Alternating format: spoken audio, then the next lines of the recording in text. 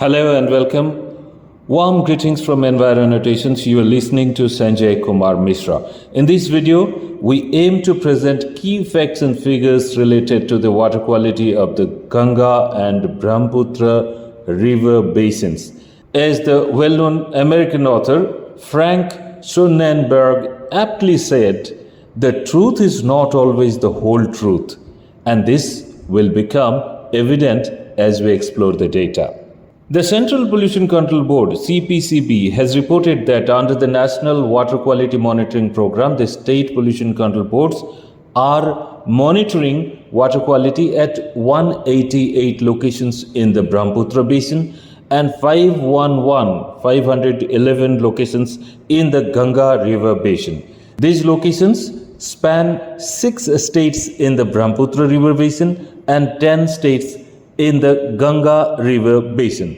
The Brahmaputra river basin extends across Arunachal Pradesh, Assam, Nagaland, Meghalaya, Sikkim and West Bengal. The Ganga river basin includes Himachal Pradesh, Uttarakhand, Haryana, Delhi, Uttar Pradesh, Bihar, Rajasthan, Madhya Pradesh, Jharkhand and West Bengal. Before we proceed, I must welcome our new members who have taken advantage of the Independence Day offer.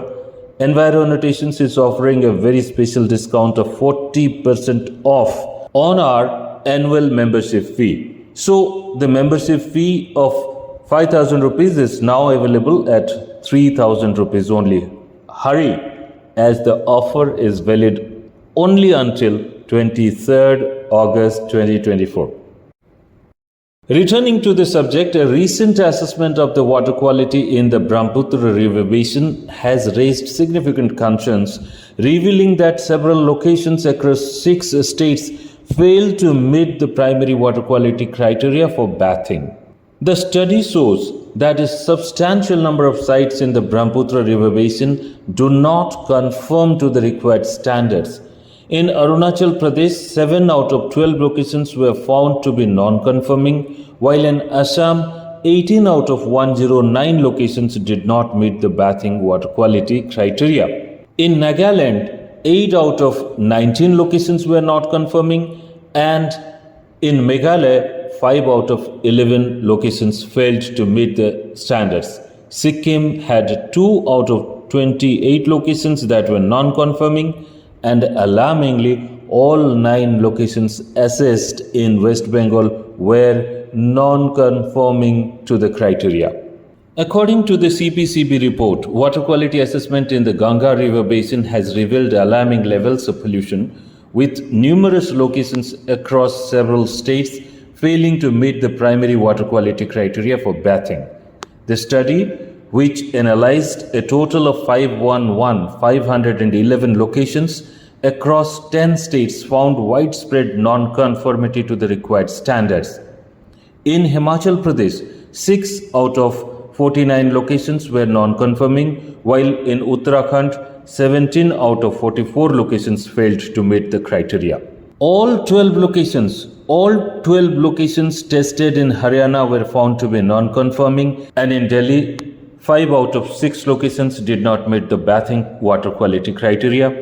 Rajasthan had 18 out of 20 locations that did not meet the standards, while in Madhya Pradesh, 28 out of 79 locations were non-conforming. However, in the parliament, it was stated in a different way. Uttarakhand was said to be not falling under the polluted stretch. That means the BOD was found to be, BOD is biochemical oxygen demand, BOD was found to be less than 3 ppm, parts per million or milligram per liter. It was also stated in the parliament that in West Bengal, the stretch from Behrampur to Haldia is classified as priority class 4, meaning BOD ranges between 6 to 10 ppm. Further, the value of dissolved oxygen, which is an indicator of river health, has been found to be within acceptable limits of the notified primary bathing water quality criteria and satisfactory to support the ecosystem of the river for almost the entire stretch of Ganga river. This was stated in the parliament.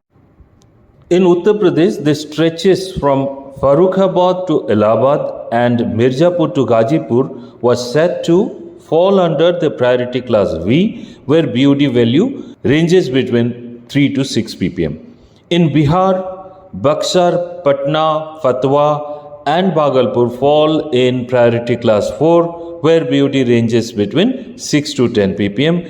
The CPCB has reported to the National Green Tribunal that Uttar Pradesh showed significant pollution, with 97 out of 114 locations failing the criteria.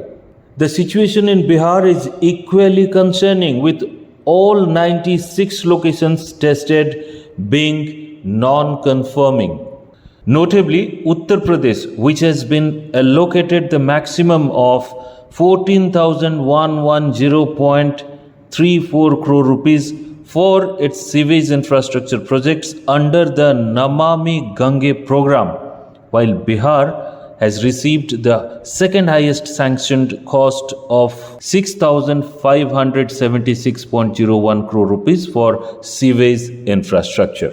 In Jharkhand, 16 out of 43 locations failed to meet the criteria, and West Bengal had 47 out of 48 locations that were non-conforming. Additionally, data on fecal coliform was available for only 1 out of 43 locations in Jharkhand, while in the Rajya Sabha on 5th August 2024, against an unstarred question number 1510, it was stated that Jharkhand does not fall under a polluted stretch because the BOD has been reported to be under or within 3 ppm.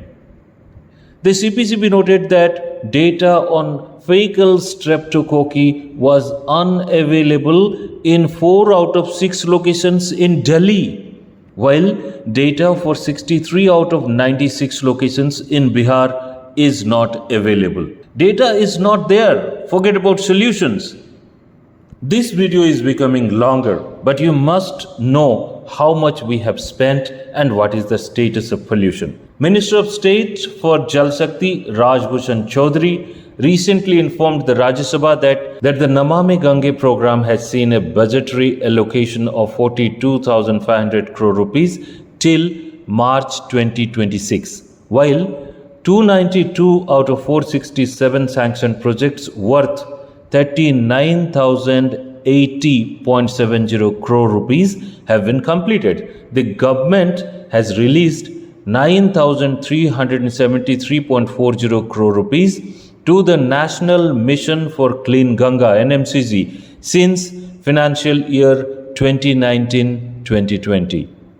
Please note, NMCG in turn has disbursed 10,560.84 crore rupees for various Ganga rejuvenation projects. According to a recent Parliament document, as of June 2024, a total of 200 sewage infrastructure projects costing 32,070 crore rupees have been undertaken for the creation and rehabilitation of sewage treatment plants, STPs, with a treatment capacity of 6,217.15 million liters per day, MLD, including the laying of 5,282.39 kilometers of sewage networks. Of these, 120 STPs with capacity of 3,241.55 MLD have been completed, along with 4,527.48 kilometers of sewerage networks. Another Parliament record shows that as of June 2024, a total of 467 projects, including sewage infrastructure projects, have been sanctioned at an estimated cost of 39,080 crore rupees, of which 292 projects have been completed and made operational. Further, it was also informed in the Parliament that for industrial pollution abatement, 5 common effluent treatment plants, CETPs, have been sanctioned. Jajmau CETP 20 MLD, Banther CETP 4.5 MLD, Unnao CETP 2.65 MLD, Mathura CETP 6.25 MLD and Gorakhpur CETP 7.5 MLD. Out of these, Two projects, Mathura CETP 6.25 MLD and Jajmau CETP 20 MLD, have been completed. Annual inspection of grossly polluting industries operating in Ganga main stem states and its tributaries has been undertaken since 2017. These efforts have resulted in a reduction in BOD load of almost 28.6% from 26 tons per day in 2017 to 13.73 tons per day in 2022. This was informed in the Parliament. And it was also informed in the Parliament that the effluent discharge has fallen from 349 MLD in 2017 to 249.31 MLD in 2022. It was also informed in the Parliament that a total of 139 district Ganga committees have been constituted, conducting 4M monthly mandated, minuted and monitored meetings regularly. As of June 2024, more than 3,032 meetings have been held. A cadre of 45,000 Ganga Doots, 2,900 Ganga Praharis and 700 Ganga Mitras are involved in public participatory activities. And nothing comes free. We have not even touched on the details of ODF part. But I strongly believe that with these data and figures, you should have a fair understanding of the significant expenditures involved. So, the CPCB's report on the Ganga and Brahmaputra river basins has exposed the truth. The widespread issues with the water contamination could have severe implications for public health, aquatic life, and environmental sustainability. Authorities are asked to take swift action to mitigate pollution sources and enhance the water quality management to ensure that the Brahmaputra river and the Ganga river and their tributaries can safely support both human and ecological needs. Continuous monitoring and further studies are essential to track progress and implement effective remediation strategies. Nevertheless, there is a question. Which data should we rely on? The one submitted to the National Green Tribunal or the one presented in the Parliament? One thing is certain, the government has no shortage of funds. It is only the implementation. That's all in this episode. Please post your comments and feedback on this issue. Before concluding, I would like to remind you to get a paid subscription to enviroannotations.com for exclusive updates. The link is in the description. Any financial support you want to extend, please send it to UPI ID 93133854043 at Kotak. Your support ensures Enviro Annotations' continued ability to deliver valuable environmental insights. If you haven't subscribed to this channel, please do it now. Share this video with your friends and colleagues and help us expand our reach. Thank you very much.